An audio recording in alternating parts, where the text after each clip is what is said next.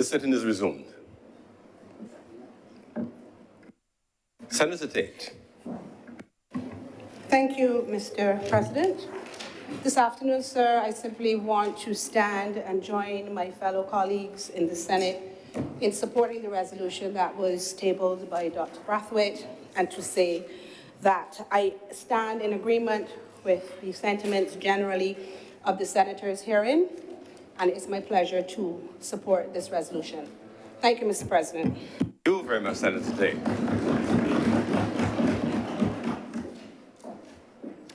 Senator Maynard. Thank you, Mr. President. I too, Mr. President, rise to support this resolution. This private member's bill brought by Senator Brathwaite. Mr. President, Senator Nurse mentioned that we don't follow through on a lot of things, that we spend time and money developing programs, and then we put them in file 13. And when he made that statement, I said to myself, I wonder what he's referring to.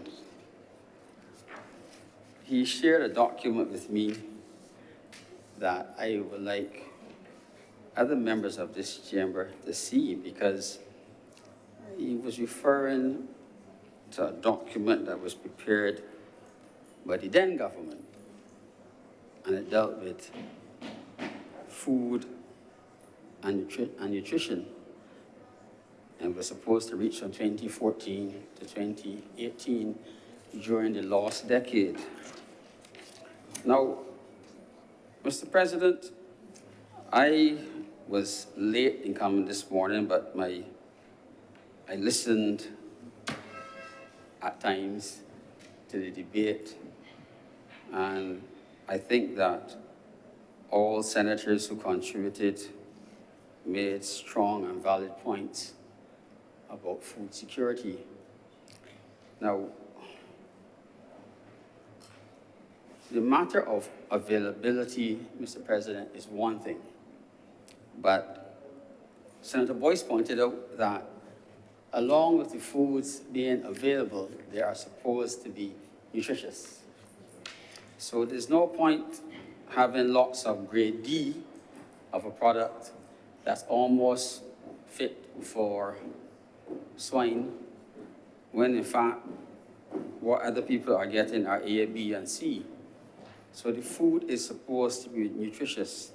And there's no point having lots of food if the people are not eating it. A lot of the debate centered around agriculture and productivity. But unless you can get the people to eat what you produce, you're wasting time.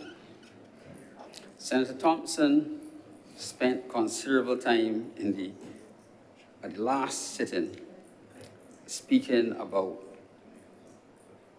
food and the wish that we would go into hotels locally and see our local produce being used to produce exciting dishes that we could enjoy.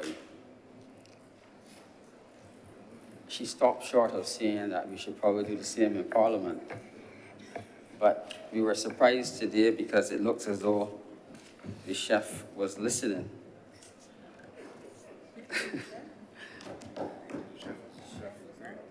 Now,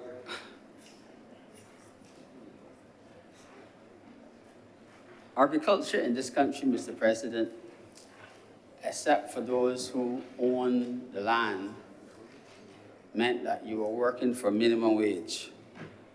And a lot of people have shied away from agriculture. I don't know if the taxes that are paid by people whose profession is in agriculture are the same as, for example, accountants who work in other areas.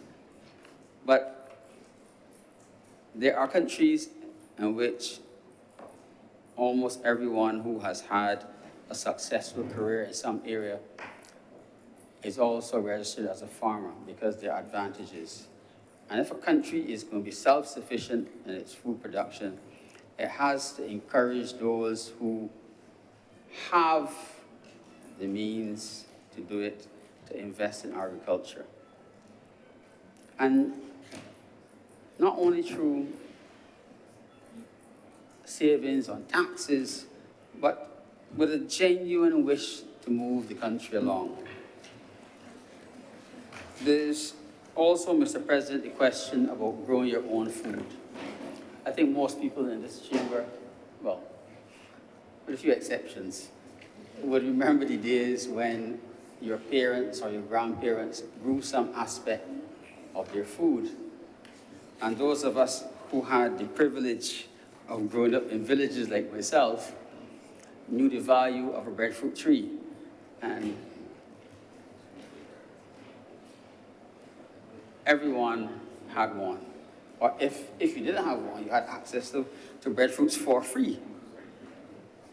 So we need to come up with a program that encourages people to plant trees, and plant food, not just that will grow in 6 weeks, but at 60 years on will still be producing fruit, Mr. President. Senator Braffett talked about why are we not planting fruit trees and coconut trees in the Scotland district, and he's right. Why is there so much retirement growing? I listened, well, sorry, I didn't listen.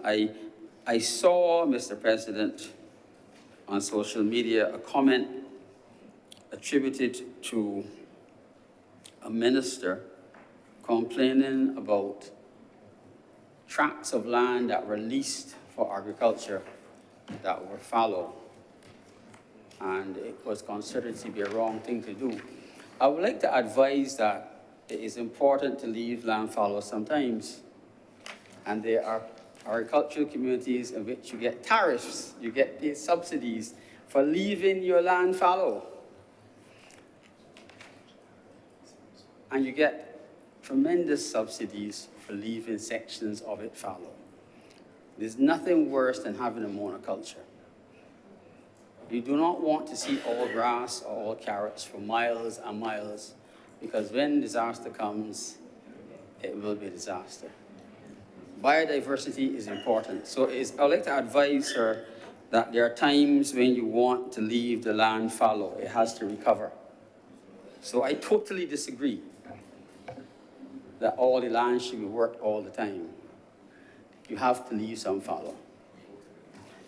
Yes, you need to cycle it. You need to have some fallow and some cultivated and rotate it. But the notion that you will repossess land, sir, because it is fallow is wrong.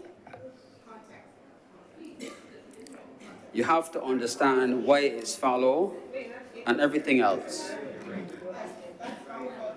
And, Mr. President, you may have land fallow because the monkeys are eating all your crops and you have no recourse. You might be borrowing money or taking your own money, investing. And at the end of the day,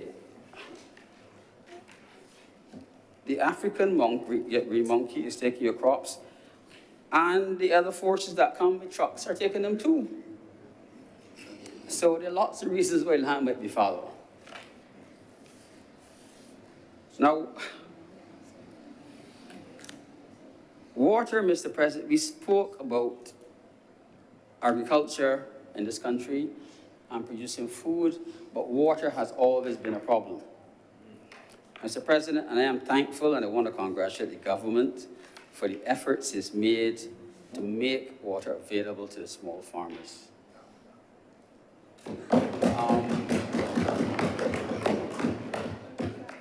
I seem to have made some people happy, Mr. President. But I'm happy too, Mr. President. I too am happy, Mr. President, because a lot of controversy about who controlled the water and whether you could get access to it, especially like now when the rain has stopped falling, a lot of it should be resolved. And when you drive up by Lears, Mr. President, and you see the large agricultural pond, you know that something serious is happening. And I want to again congratulate the government. But we need more, Mr. President.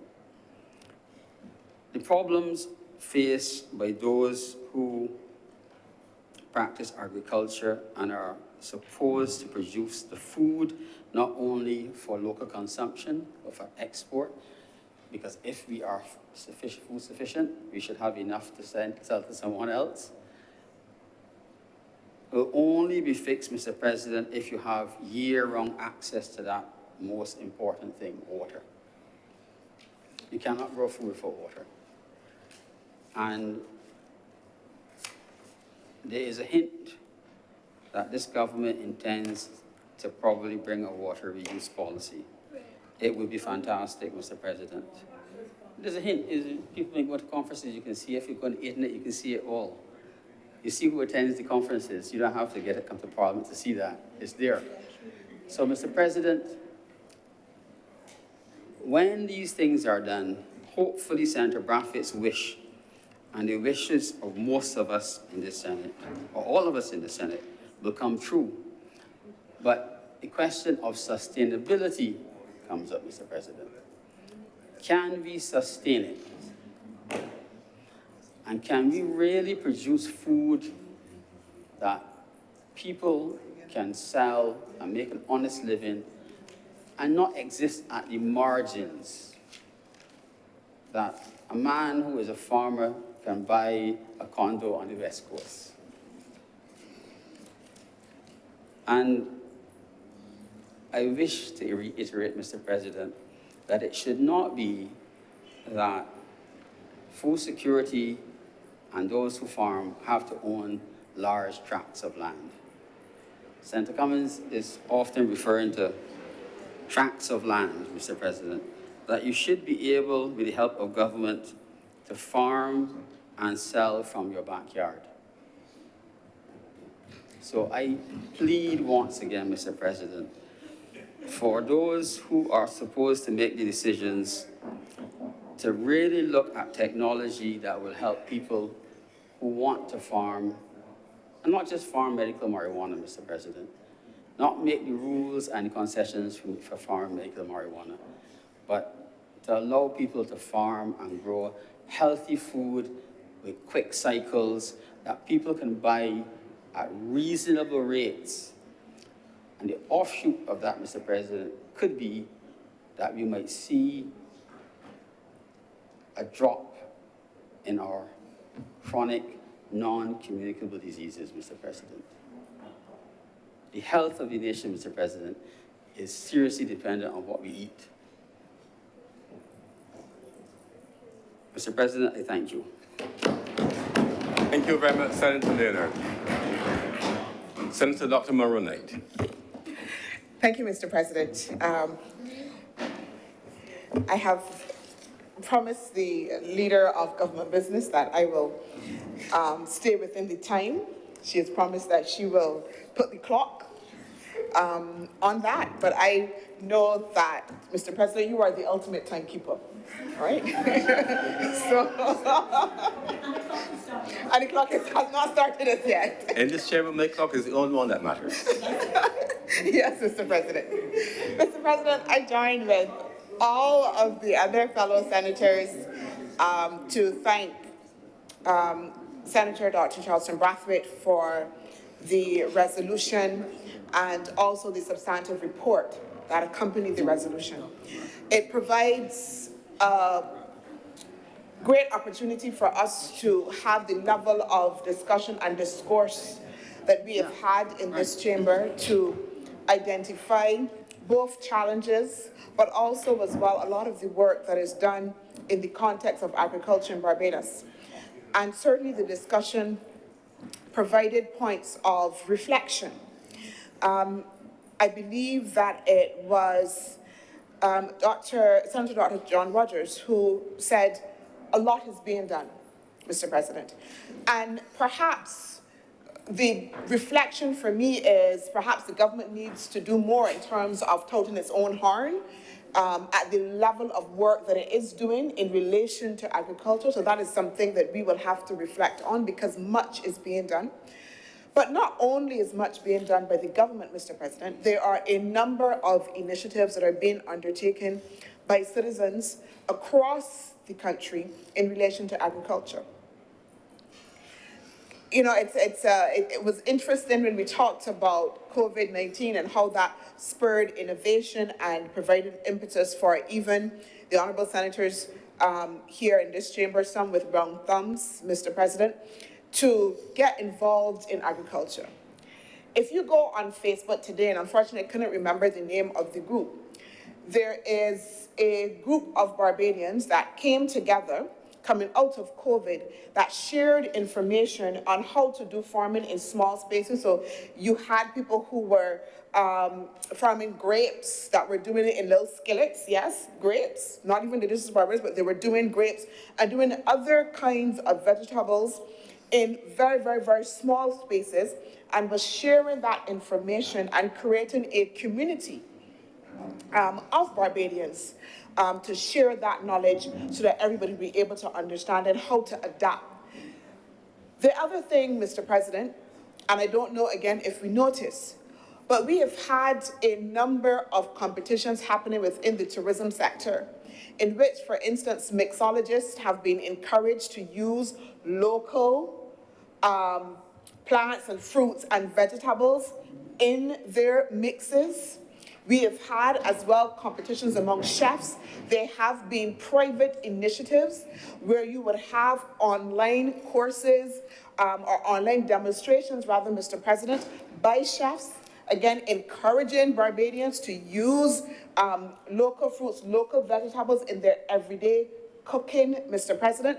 I even saw, I don't get to watch CBC quite often, but certainly coming on to the end of last year, I remember tuning into a program in which you had a presenter who was actually in the middle of a field, a farm, and then he was actually using the products of that farm and cooking on site, and then telling everyone about the properties of the food, the importance of it, and how then it can be used within the diet, and the importance of us as Barbadians being able to plant and then use what we grow. Saying all of that, Mr. President, to say is that the government will have its significant role that it has to play. But those things were not spurred or incentivized necessarily by government. It was private citizens taking their individual responsibility and the understanding that they also had a stake and a role to play.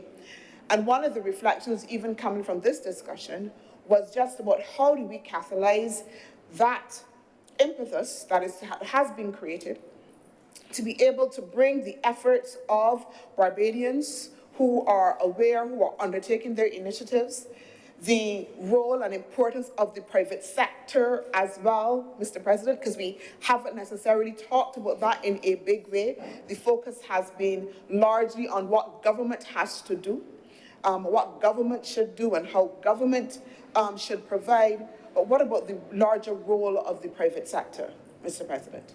And the extent that they too, in the context of their own markets and their own businesses, also has a responsibility in the context of looking at, one, encouraging Barbadians by creating the markets, by buying the produce, whether they're in supermarkets, whether they're in hotels, etc., and also as well creating that enabling environment that will encourage farmers as well. So the first reflection, Mr. President, is that we need not only to focus on government, but to focus on the extent that all of us and all of the critical stakeholders have a key role to play in this effort.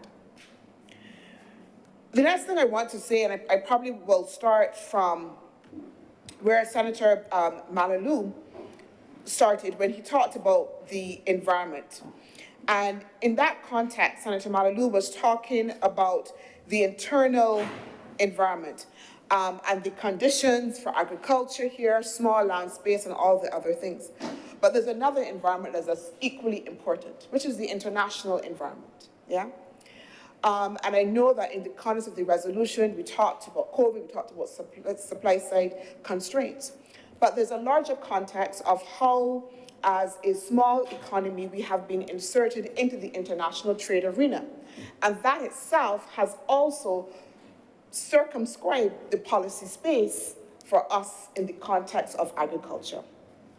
Mr. President, you know, when you begin to have this discussion and people will call you, conspiracy theorists and, all of these things, but there are ways in which the international system has worked to make sure that small economies are inserted into the world economies in ways that are not enabling, in ways that ensure that our competitiveness or our lack thereof is further marginalized or further exploited. And certainly in the arena of international trade, we've experienced that. There was trade theory that talked about the whole notion of sunset and sunrise industries, yeah?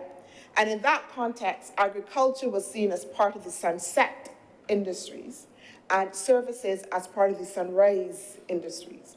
And when you had that overarching theoretical framework, that then influences national policy and praxis as well.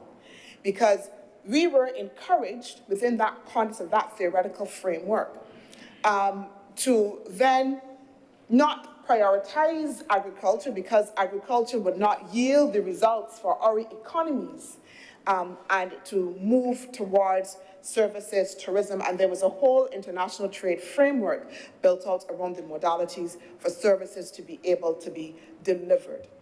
We had within the context of the World Trade Organization as well, and we talked about that quite a bit over the last couple of weeks as we talked about having to meet standards, meet international standards. But the World Trade Organization essentially provided trade rules that at the very onset for small economies to be able to meet the standards and meet the requirements were extremely difficult. So we moved from a situation in which we were given preferential access for our bananas, our sugar, our rum to a complete liberalized framework, which now meant that, again, small economies had to then to be able to trade at the same level as bigger economies with greater capacity, greater funding than we did. So that even in the context of rules around things like subsidies, which are extremely important, because within the World Trade Organization framework, Mr. President, we started at the place where, as we know, as small economies, we have to be able to support our sector, support our industries. And within the World Trade Organization, there was a move to circumscribe how countries, nation states, independent nation states, in the context of the World Trade Organization, could provide subsidies. And that created a particular smaller policy space for us as small states. So that within that context, you would see, Mr. President, where there were some subsidies that we were accustomed to providing that within the context of the WTO, they now call them non-tariff barriers, yeah? And because they were called then non-tariff barriers and placed in a number of different boxes because the tariffs, the subsidies were identified by different boxes. You had green, you had amber, and different kinds of boxes. It circumscribed what we could apply. But at the same time, you had the same industrialized and developed countries that were telling us about subsidies and about how they should not be applied and how they were trade distorting, were themselves finding ways to circumvent the system and provide subsidies to their own markets and continue to do so at a scale, of course, which we can't. So that we have to make sure that we understand that context as well. Understand what it meant for banana farmers, yeah? to then have to be able to compete now in that international framework, and I talked about it before, Mr. President, when you now had the introduction now of these sanitary and phytosanitary rules that were applied that make that as a farmer, I am accustomed to shipping my bananas, that now these rules were saying one spot and one speckle that they could be refused. And then having to build that capacity over time in order for us to be able to meet the standards. So we did not start, Mr. President, all at the same place. And that is important, so that when we talk about why certain things are in place and why we aren't moving, why we're not exporting enough, that we have to make sure that we have, I think Senator King talked about it, let's have a big, honest discussion about the real challenges that small economies like Barbados face in the context of its agriculture. And I believe I would have said it before, Mr. President, I remember being very intricately involved again in the WTO trade negotiations and hearing from myself a negotiator indicating that it is an anachronism of bygone days for small economies to think that they should feed themselves, to feed themselves, because it would be cheaper for us to be able to import. Theory influencing policy, influencing praxis, Mr. President.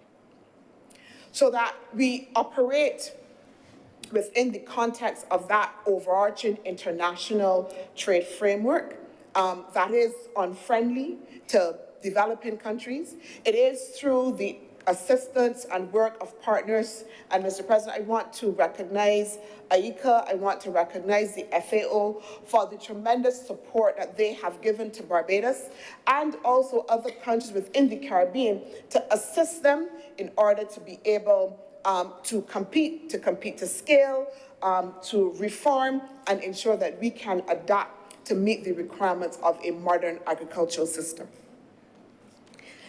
Mr. President, I want to talk about the innovation that is happening within the agricultural sector. Again, I think that was one of the overarching themes that we heard in the discussion, the need for technology, the need to make sure that we are interesting young people and having a modern agricultural system, and this is also reflected quite broadly within the resolution itself. I want to indicate that the Minister of Agriculture and Food Security had actually publicly indicated that the ministry would be looking to develop an innovation center within the ministry. It was looking to be able to work with a funding partner in order to deliver this innovation center, Mr. President, and that innovation center will be able to, and I'm quoting from the minister, it will be possible to travel through fields planted with crops, manipulate models that simulate the impact on the crops from water, light, and fertilizers as well. The minister also spoke to the development of digital fabrication laboratories as well, which will be created to reduce the digital divide and increase the development of technological solutions, especially in the agricultural, tourism, and agribusiness sectors as well, Mr. President. So a lot is happening in the context of innovation and technology and digitizing as well the business of agriculture. Similarly, Mr. President, in 2021, the government would have signed MOU with a company called Agribusiness. And again, what they specialize is allowing countries to be able to use optimally. We heard a lot about the issue of land space and, how are we going to be able to manage the growth that we need in agriculture given our limited land space and government's land use policy. And again, Mr. President, I want to emphasize that we're thinking about agriculture in traditional ways as well. So we have a contradiction. We're asking for more technology and more modernization, but still thinking that we need to be able to see fields and fields of one particular plant growing when there are so many new ways in order to be able to do farming. There is vertical farming. I remember when I was at the Barbados Medicinal Cannabis Licensing Authority, and our first license was an acre and under. And we couldn't understand, well, we had these large firms that would want to come and have this license for this acre and under. Like, why would you be interested in doing this? And it was because they were applying new ways and new techniques that would allow them within the context even of that small 1 acre to grow using vertical farming, and there were a number of different things that we had to go and research that they could grow optimal size even within that 1 acre. The yield, Mr. President, that they could get.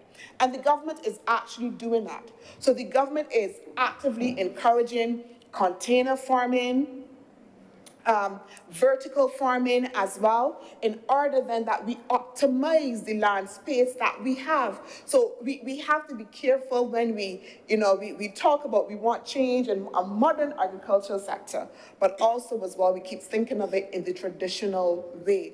The government is seeking to adapt within the context of, yes, we need to be able to look at how we strategically use the land that we have available and use the applicable technologies. On the issue of technology, Mr. President, I want to also indicate that Caribbean Export as well, through their life sciences program, have also taken a technological and digital approach to agriculture. And they have actually identified, and again, somebody was asking, I believe it was Senator King, why are we not using the local plants that we have to scale and then to be able to export? Caribbean Export is actually doing exactly that. Through their life sciences program, they have done analysis, Mr. President, and have, sorry, I'm trying to find the right side of my phone, and they have identified a number of different plants that they will create what we would call or create a ring fence about, and then encourage for further scale in export and also export investment with. So they have identified, Mr. President, aloe vera, sunflowers, coconuts, as well, sweet potatoes, Mr. President, as well, sugarcane, medicinal cannabis. So these are things that have been studied and research and assessments have been undertaken.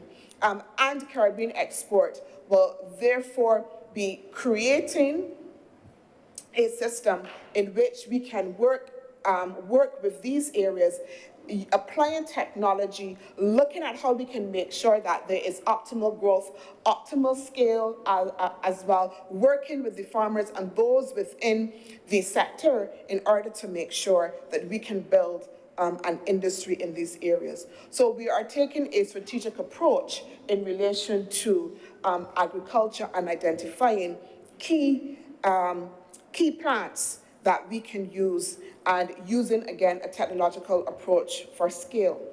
I want to identify, we've talked a lot, Mr. President, and I agree completely in terms of learning from others and learning from other approaches there. And the discussion, also, again, another point of reflection, coming out of the resolution itself, which referred a lot to CARICOM, what was happening at CARICOM, and how we need to be able to work together to scale. But also noting as well that CARICOM leaders agreed to agricultural and food security policy 25 by 25. Yeah, so not 30 by 30, but 25 by 25, which is something that Barbados is looking to make sure that it implements. And what that is the identification of particular vegetables and fruits across the region that we can grow to scale in order to replace our imports. And Mr. President, that is happening, and I believe that in the last session, I would have actually listed all of the ones that Barbados in particular identified. I believe it was about 15 or so that we identified specifically that would be part of that 25 by 25 initiative that we will be looking to make sure that, again, we move to scale in order that we can meet that initiative. I also want to identify, in the context of climate change and how we are seeking to address the impact of climate change on agriculture through the application of climate-smart technologies, Mr. President. So that we know that in the context of Barbados, agriculture and forestry only contribute 3% of the total emissions, 3%. And that can be ignored. But the government is so ambitious, Mr. President, that within the context of our nationally determined contribution, our NDCs, and this is what we signal internationally as the targets that we will meet in the context of climate change mitigation. For Barbados, we have identified specifically for agriculture, increased multi-cropping, zero-till, and other best management practices to reduce emissions from agriculture.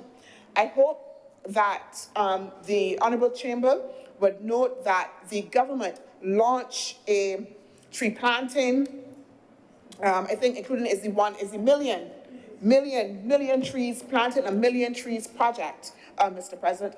And that again is twofold.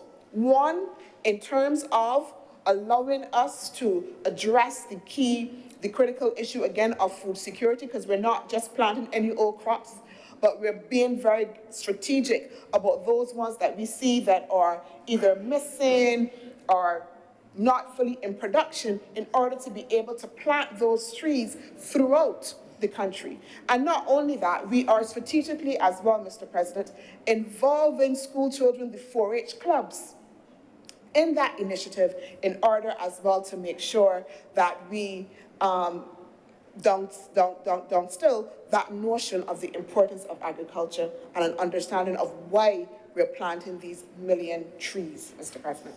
And even though that may seem to be a small thing, it is substantial.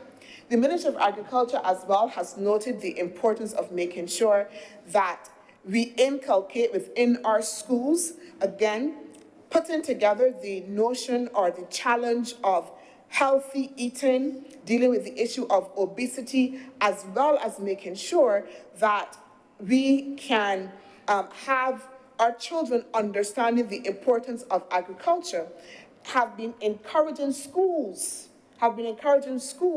to take up agricultural projects.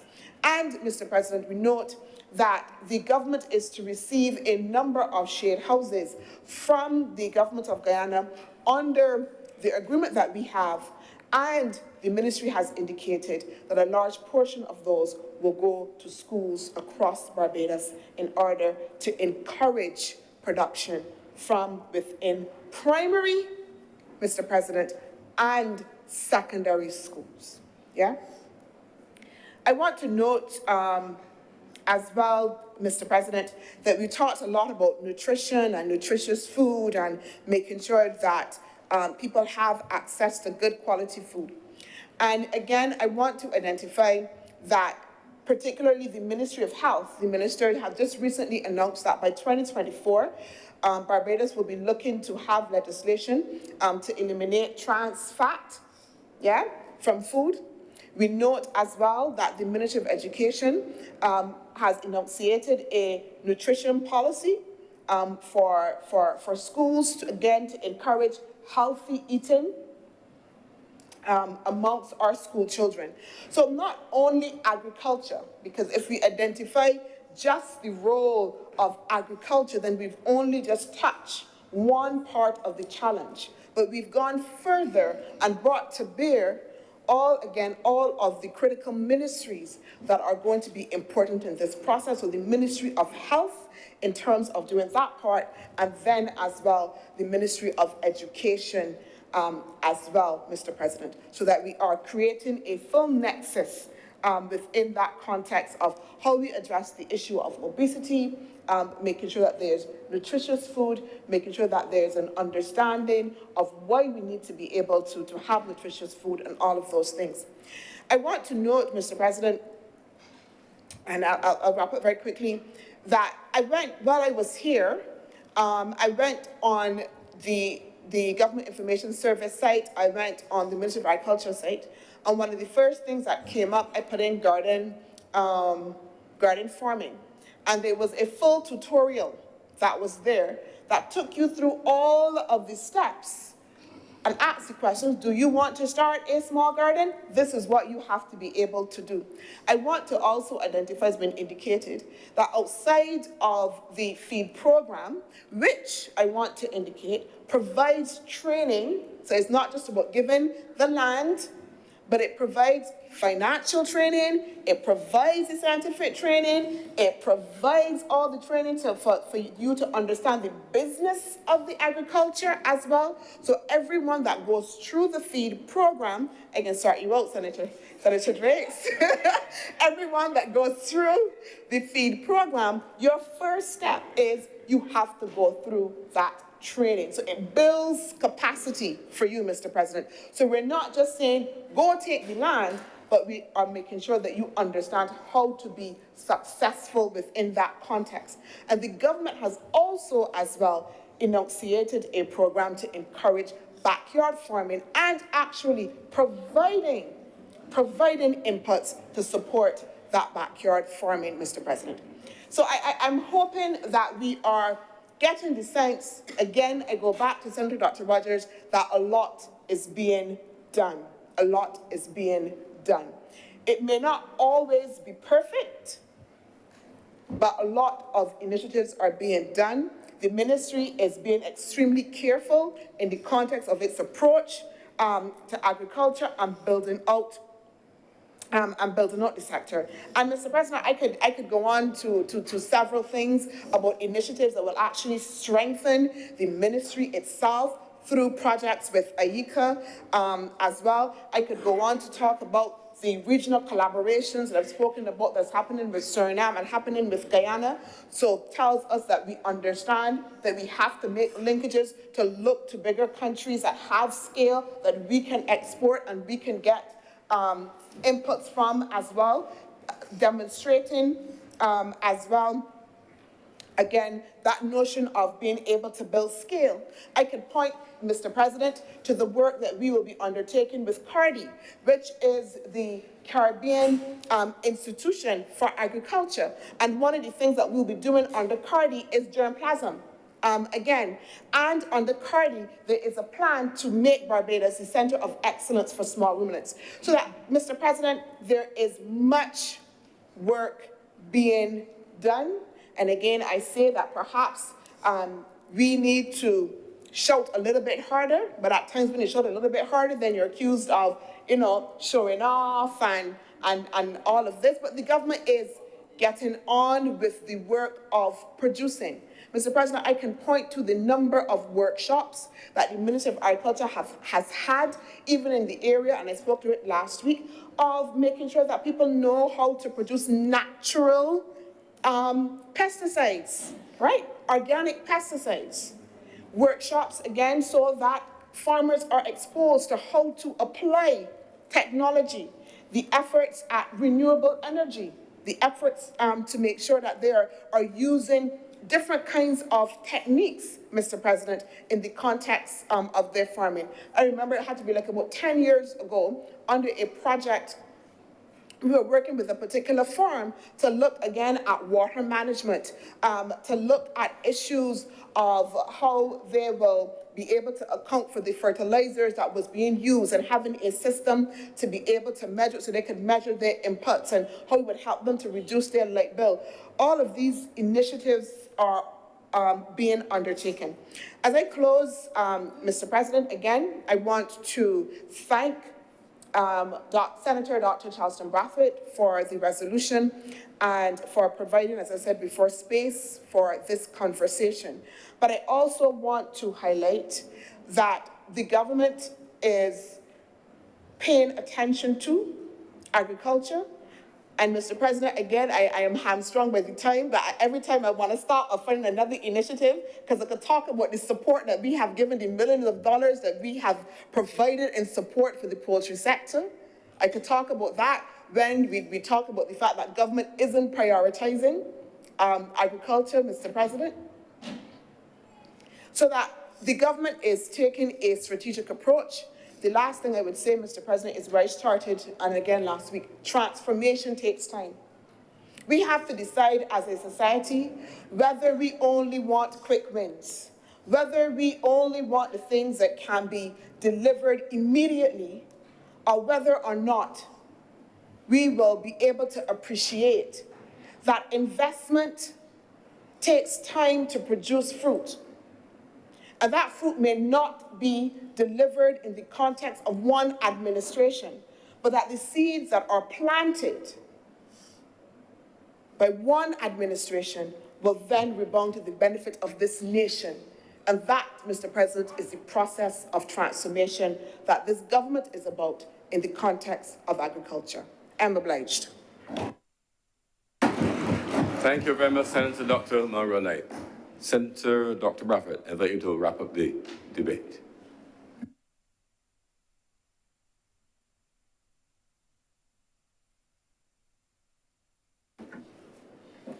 Thank you very much, Mr. President. And let me say how pleased I am to have the opportunity to respond. Let me begin by thanking all my fellow senators for the very valuable contributions that they have made to this debate today, and to say that I'm very pleased to hear the seriousness with which they have taken this issue, as clearly the issue is not an agricultural issue. This is an issue about development. This is an issue about international trade. This is an issue about technology. This is an issue about modernization. And this is an issue about the future of our country. I would like to say that I brought this motion to the Senate because of my concern for the area of food security within the context of the global reality. Coming out of COVID, and we're not out yet, and given the war in Ukraine and the challenge of climate change, clearly food security is something that we have to take very seriously. In fact, Mr. President, in addition to climate change, food insecurity represents a significant threat to our development going forward unless we take appropriate action to treat with this issue. And I will tell you why. My resolution was never designed to negate or belittle the important work that is being done by the Mia Mottley administration and the Minister of Agriculture, the Honourable Inda Weir, and his team. Because in a real sense, I view the work that is being done by this administration as the establishment of a secure base, a foundation, a platform, if you will, to treat with the issue of food security in Barbados. And I have said before, and I will say it again, that the work that is being done by the administration, in my view, represents the greatest political advance in the area of food security that has been taken since 1945, when the Director of Agriculture, Mr. John Saint, mandated that all plantations in this fair land produce food from 12% of their lands. And so the work that has been presented by Senator Monroe Knight is significant. It represents a platform for the future. Agriculture, in a real sense, is not a now-for-now initiative. This is long-term strategy because things take time to mature. And those who do not understand the reality of the sector must come to realize that patience is critical in success in agriculture. I seek to bring the attention of the Chamber and to the people of Barbados the seriousness of a dependence on foreign supplies of food and the threat of continuous food insecurity. But let me respond by making reference to a question posed by our Deputy President when she made her presentation in the last meeting of the Senate. And she said in her presentation, Senator Elizabeth Thompson said, I wonder what it will take to achieve food and nutrition security in Barbados. That's a question she posed in her presentation. What will it take?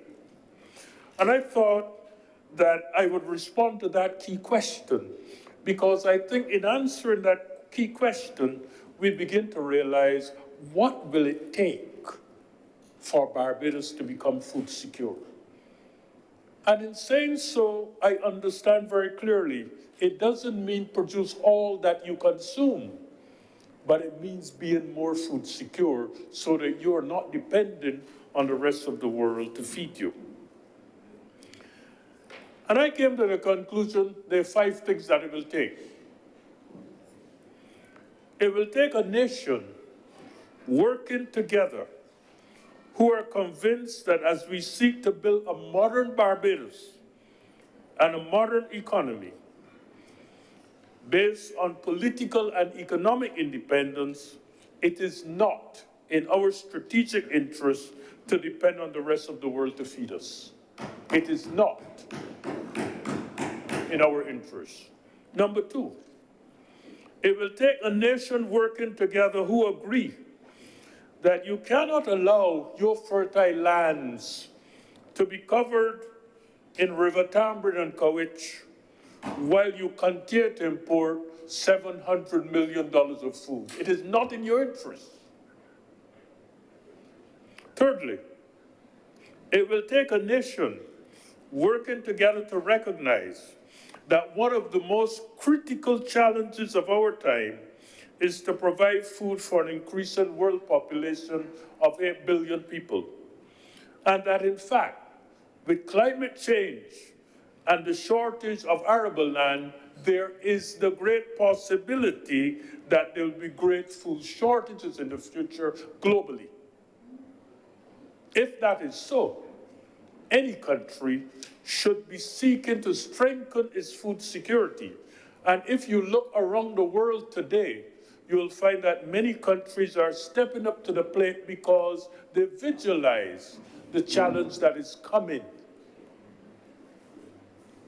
It will take a nation that is aware that we cannot depend for our survival on tourism alone.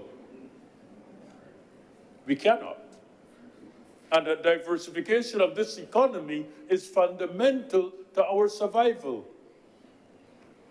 Because, Mr. President, when the tourists do not come, as we experienced during COVID, we suffer significant financial burdens. And in that context, it will take awareness in our nation today that the Barbados population is reported to have one of the highest levels of chronic non-communicable diseases in the Americas. It is recognized that by many that this high incidence of cancer, obesity, hypertension, high blood pressure, heart disease, and diabetes is due mainly to the consumption of high levels of imported processed foods that are high in salt, sugar, saturated and unsaturated fat. Medical records show that 8 out of every 10 deaths in Barbados are due to NCDs. Nutritional evidence demonstrates that the consumption of more fresh fish, ground provisions, fruit and vegetables can assist in reducing the incidence of these diseases. The consumption of these products will result in a reduction in the healthcare bill and increased life expectancy. A recent report indicated that 43% of all the beds in the Queen Elizabeth Hospital are occupied by people suffering from diabetes. Medical professionals around the Caribbean are warning that the importation and consumption of imported processed foods are contributing to rising levels of obesity, especially among children. I am told by a recent colleague that the cost of health care in Barbados moved from $167 million to $486 million in 15 years, a 150% increase in the health care bill. The question then, Mr. President, is this sustainable? And if in fact we can reduce the health care bill by producing and consuming healthier food, is it not in our strategic interest to do so?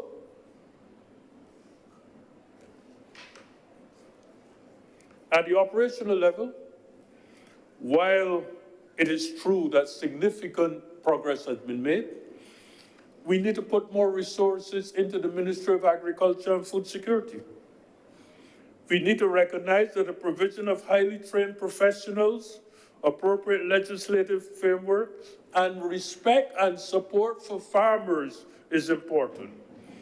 We need to give priority to support to our farmers in Barbados and less support to farmers in distant lands.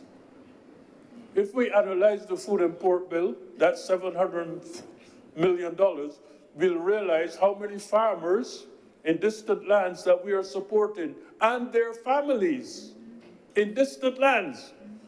But farmers in this country, we're not doing enough for them. We must remember that this land was a jewel in the crown of the British Empire, not because we possess gold or we possess oil, but because of our agricultural resources. In 1957, this country produced 200,000 tons of sugar. This little country, for the British. Today we produce 10,000, if so much. And there are those who tell us we can't feed ourselves, in spite of the fact that the agricultural resources of this country was a jewel in the crown of the British Empire. Mr. President, I believe that those who import the $700 million of food into this country and those who benefit from the importation of such a significant amount of food, I believe that they sing a song. To me, they sing a song that has 5 verses. The first verse says, "You're too small to feed yourself." The second verse says, "You are too inefficient and uncompetitive to feed yourself." The third verse says, "You are too water scarce to feed yourself." The fourth verse says, "You had slavery, and therefore you can't feed yourself." And the fifth verse says, "Sell your land to the highest bidder for real estate, golf courses, and hotels, and continue to import food." Mr. President, the time has come to sing a new song. And that song must say that in this land, which was a jewel in the crown of the colonial masters, can produce a substantial proportion of the food that we need if we apply ourselves to the task, and if we develop a modern agricultural sector based on scientific and technological advances that are available today. And some of those advances have been mentioned earlier, and I would like to inform that there are more that can be applied. We can have a modern sector if we train and support our farmers. We can produce competent extension officers, agricultural economists, irrigation engineers, food safety specialists, certified crop advisors, agricultural machine operators, post-harvest specialists, veterinarians, plant pathologists, entomologists, greenhouse managers, and others. We can have a modern agricultural sector if we apply the principles of precision agriculture, mechanization of production, agricultural insurance, vertical farming, biotechnology, genetics, hydroponics, aquaponics, food processing technologies, and if we commit to a renewal of our soils which were exploited. If we explore the economic potential of the Barbados cherry, if we explore the economic potential of Barbados black-belly lamb, if we explore the economic potential of Barbados Sea Island cotton, if we explore the economic potential of the Barbados grapefruit, if we explore the economic potential of Barbados flying fish, and if we use these and others as the basis for local consumption and and possibly for export in food production industries. Mr. President, it's important to recognize that agriculture is not about farming and farming alone. In fact, the analysis shows that farming is only 25% of agriculture. 15% of the economic activity in agriculture comes from input suppliers, and 60% comes from agro-industry. In other words, after you've produced the product, the processing, the distribution, the transport, the storage, the labeling, all of these are jobs. And that is why the developed countries will never stop subsidizing agriculture, because in subsidizing agriculture, they subsidize a significant part of their economy. And then they tell us, don't apply subsidies. Dr. Monroe Knight is right. The conditions of the WTO and the trade liberalization regimes were not in the interest of small developing countries. And we need to understand these things, because if we don't understand them, we'll continue to sing the song of those who support the food import bill. We need to understand a reality that we have to remove the colonial legacy that tell us we cannot feed ourselves. That's a colonial legacy. I would encourage the government and the Ministry of Agriculture to continue the worthy efforts that they are making to dismantle the colonial thinking and the colonial structures that continue to inhibit us from moving forward. We will not be able to move forward if we keep those colonial structures in place that tell us we can't. We can do much better. I call on our farmers to take agriculture more seriously and to run their farms as a business. I call on the universities to do more research and training to help us become modern in our efforts. I call on tourism to establish linkage between agriculture and tourism, and let the people who visit our shores partake of the local products. They don't come here to eat beef from where they came. They would like to taste Barbados black-belly lamb. They would like to sample what we have here that is different. Let us promote it, and therefore promote our economy, and at the same time support our farmers. I call on Barbadians as citizens and consumers to join the journey to national food security by buying more locally produced food, thus supporting our farmers, developing community gardens and backyard gardens for local food production, avoiding the consumption of processed foods and ready-to-serve meals that are rich in trans fats, saturated fat, salt, and sugars. And I call on the press, the communication media, the church, to give priority in their messages to the people of Barbados that the consumption of healthy local food is good for health and long life and for the progress of this nation.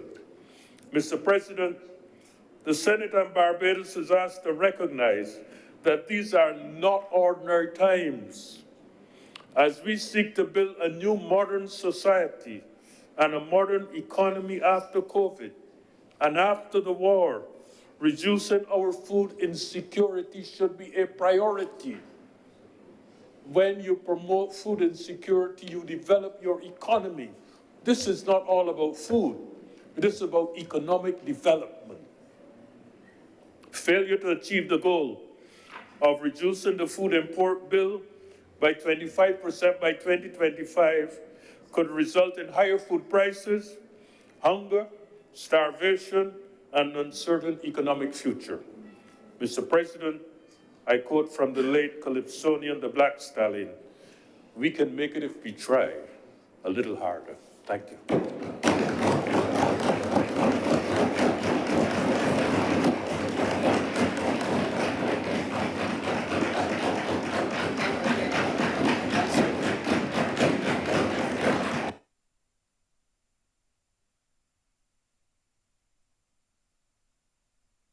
Thank you, Senator Dr. Bradford. Could you move the passing of the resolution, please? Mr. President, I move that the resolution be passed. And I thank all senators for their contributions. And Mr. President, I'd like to second it. thank you. And before putting the question, I would just like to associate myself with the remarks made by honourable senators. It was a very rich debate, and to congratulate Senator Dr. Bradford for moving the resolution and also for the production, for sharing this with us, a copy of the 2012 proposal, this rich reading, and certainly look forward to the updating of it and bringing it into policy. The question is that this resolution do not pass. Honourable senators in favour, please say aye. Aye. Those against, please say no. The things the ayes have it. This resolution is now passed.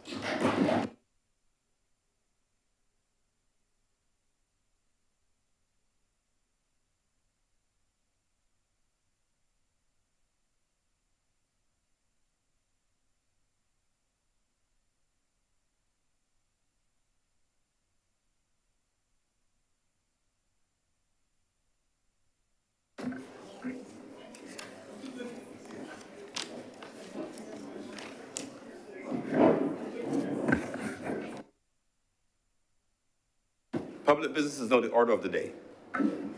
Order number one, in the name of the Honourable Leader of the Senate, to move the second reading of the final appropriation 2021-22 Bill 2022. Senator Cummings. Thank you very much, Mr. President. This is a requirement by way of our legislation. We approve in the other place and in this place the annual appropriation bill, and any supplementary resources are required by law to be laid in the other place without a vote and then approved by this place without a vote. On that basis, Mr. President, I beg to move the second reading of the appropriations bill, the final appropriation bill 2021 to 2022.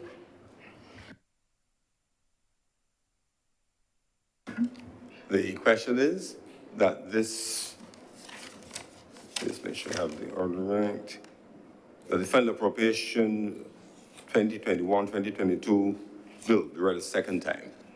Honourable senators in favour, please say aye. Aye. Those against, please say no. Meeting the ayes have it.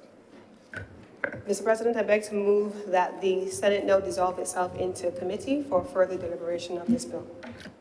The question is that I do now leave the chair and the Honourable Senate resolve itself in the committee for further consideration of this bill. Honourable senators in favour, please say aye. Aye. Those against, please say nay.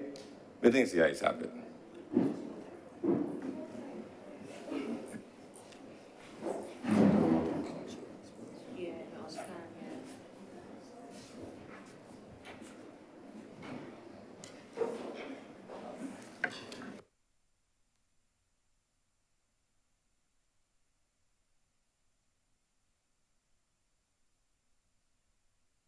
members of the Senate.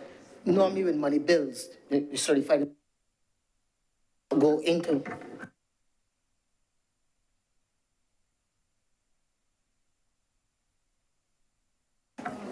That's why we're going to.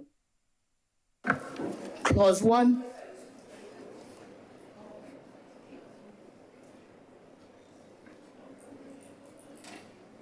Because if the appropriation bill was passed last year, so if you remember, these were supplementaries.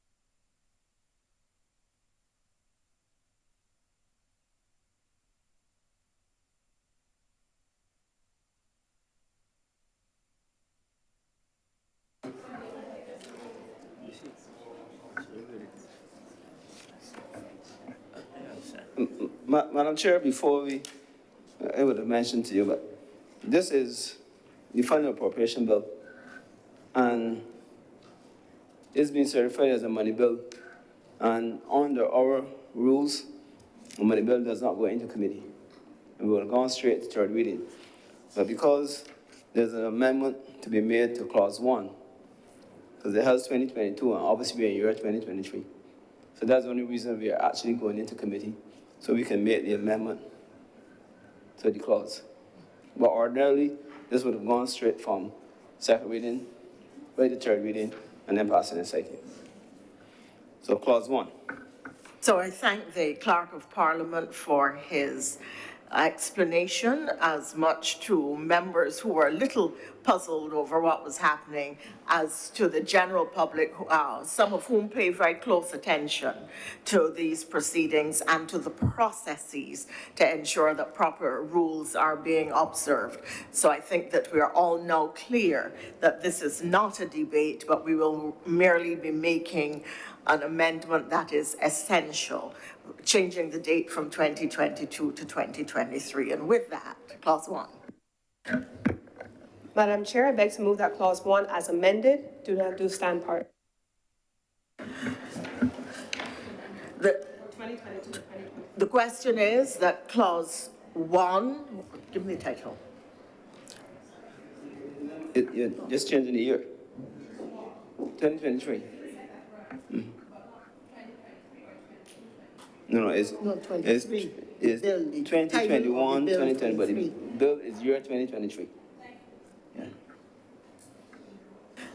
The question is that clause 1 as amended in terms of the date do now stand part. All those members in favor, all those honourable senators in favor, please say aye.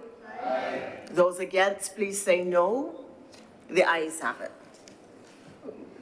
Ma'am, just for clarity, the appropriation bill is for the year 2021 to 2022, but the bill itself is of 2023. Just to be clear that way. Clause 2. Madam Chair, I beg to move that clause 2 don't stand part. The question is that clause 2 do now stand part. Will all honourable senators in favor please say aye? Those against, please say no. The ayes have it. Clause 3. Madam Chair, I beg to move that clause 3 stand part. The question is that clause 3 do now stand part. Would all honourable senators in favour please say aye? Aye. Those against, would you say no, please? The ayes have it. Clause 4. Madam Chair, I beg to move that clause 4 stand part. Question is that clause 4 do now stand part. Will all honourable senators in favour please say aye? Aye. Those against, please say no. The ayes have it. The schedule. Madam Chair, I beg to move that the schedule be the schedule to the bill. The question is that the schedule be now the schedule to the bill. All those in favour please say aye. Aye. Those against, please say no. The ayes have it. Report.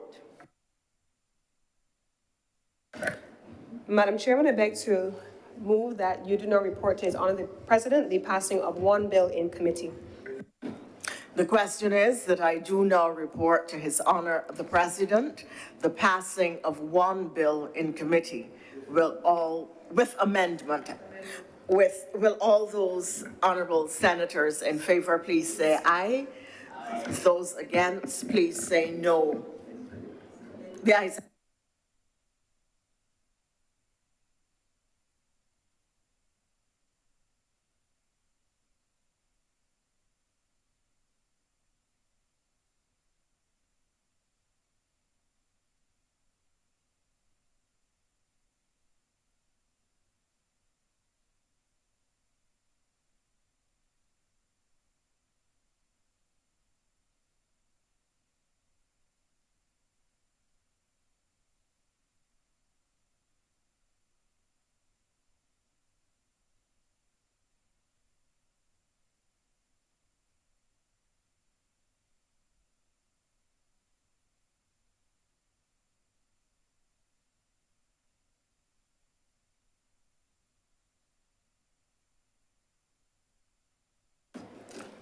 The chairman has reported to me the passing of one bill in committee with amendment.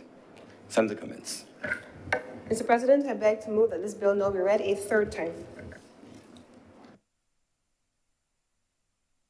Question is that this bill be read a third time. Honourable senators in favour, please say aye. Aye. Those against, please say no. The things the ayes have it. Senator Cummins. Mr. President, I beg to move that this bill do now pass and be cited as a final appropriation 2021-2022 Act 2023. The question is that this bill do not pass and be cited as the final appropriation 2021-2022 Act 2023. Honourable senators in favour, please say aye. Aye. Those against, please say nay. The things the ayes have it. This bill is now passed and so cited.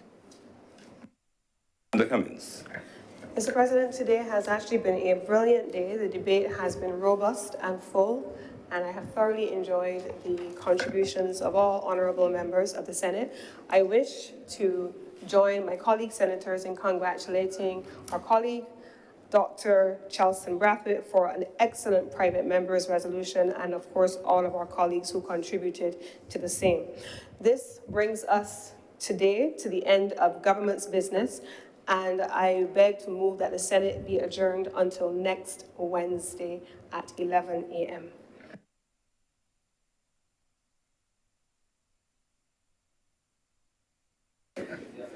February 15th at 11 a.m.